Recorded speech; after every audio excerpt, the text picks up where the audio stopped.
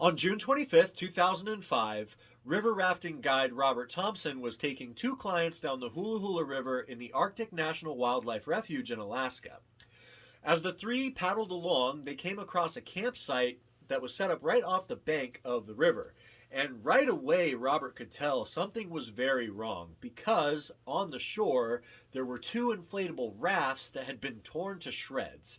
And as they got closer and as he could look further into the campsite, he could see that there is a tent which had been set up but had subsequently been torn down and also ripped to shreds. And in fact, everything in the campsite just looks completely ransacked and it's all strewn out all over the place. Now, as an experienced guide and woodsman, Robert knows this is clearly signs of bear activity. And he hopes that the people that were staying at this camp that had set it up, he hopes that they were not present when this occurred. He hopes that they're out on a hike and they have yet to come back and discover that this has happened. But he wants to have a closer look. He wants to make sure that there's nobody there that's injured, that might need help or anything like that. So he begins to pull the raft up to shore so he can get out and have a look, when from behind the brush comes a 300-pound male grizzly bear that had just been hanging out at this campsite, apparently. And without any warning, the bear just charges Robert and his clients in this raft. So they pull back out into the current as fast as they can and begin paddling down the river away from this bear. But the bear doesn't stop at the bank. It actually jumps in the water and starts swimming after them. And it would chase them, it would swim after them for a full 15 minutes. And Robert has never seen this level of aggression from a bear before, so he's kind of baffled by it, but the bear is gaining on them, and when it gets to within about 40 yards, he reaches into his waterproof bag and takes out his handgun, and he's getting ready to fire some warning shots at this bear when he thinks twice about that, because he thinks this bear is incredibly intent on getting to us, and if it does get to us in this inflatable raft, I'm going to have to kill it. I'm going to have to put it down, and I do not want to use ammunition that I might need for that task on firing warning shots at this thing. Now, right about the time he's making that decision, the current in the river would push this bear up against a boulder and kind of pin it there for a second. At which point the bear actually would cease chasing them, it would climb up on the boulder, and it would just begin growling and huffing at them as they kind of floated and paddled away. And when they got to a comfortably safe distance, Robert would reach back in his bag and pull out his satellite phone, which he always had with him. And he would call authorities and alert them as to what he's just witnessed and what has just happened. You know, hey, we came across this campsite that was completely destroyed. I didn't see anybody there, but it was completely destroyed. And then this bear, this incredibly aggressive bear, just chased us for 15 minutes. So authorities would come out in a helicopter to inspect the site. Now, when they got there, the pilot immediately saw, as they began to hover over the campsite, the bear by this point had made its way back and was just hanging out in the campsite right next to this ransacked tent.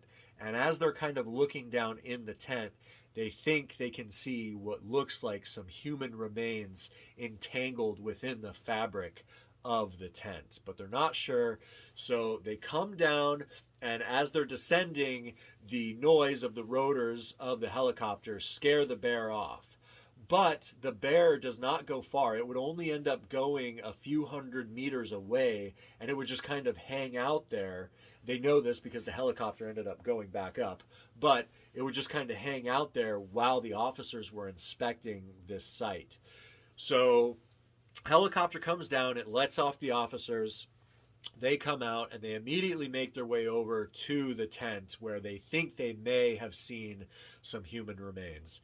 And sure enough, in the tent are the bodies of 61-year-old Rich and 58-year-old Kathy Huffman. The Huffmans, 2 days prior on the 23rd, were on day number 8 of what was supposed to be a 10-day rafting trip down this river. And they were incredibly experienced outdoors people. They had lived in Alaska forever, and they went camping and rafting and hiking all the time. Not only were they incredibly experienced, but they were incredibly intelligent and incredibly careful people. In fact, that night of the 23rd, through this investigation, it was later discovered they had actually initially stopped several miles upstream to do their cooking and eating. And they did this specifically because this was a habit for them. But they did this specifically because they knew that the smell of cooking food can attract bears, who have an incredibly great sense of smell.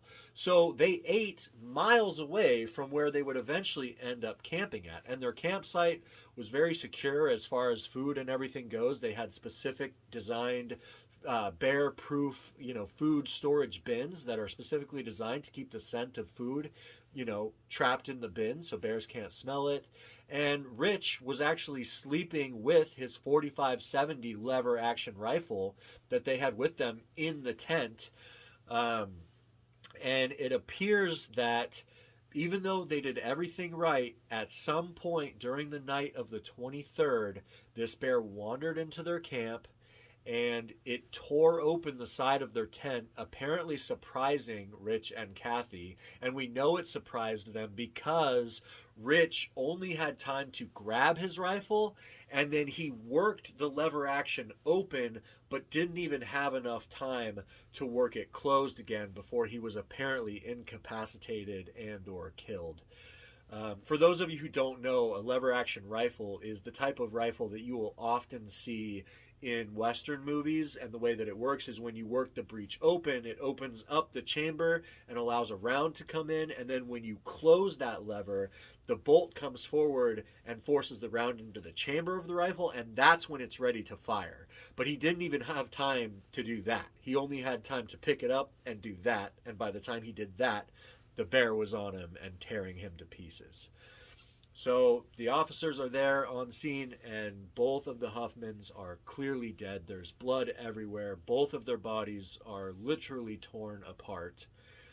And while they're on the ground, the bear actually comes back to the campsite with the helicopter still there. The pilot would get back in and take back off, and the bear would come charging back into the campsite, and the officers would fire at it 4 times, killing the bear. A week later, a necropsy was done on the bear, further confirming that this was indeed the bear that had killed both Rich and Kathy and consumed part of them.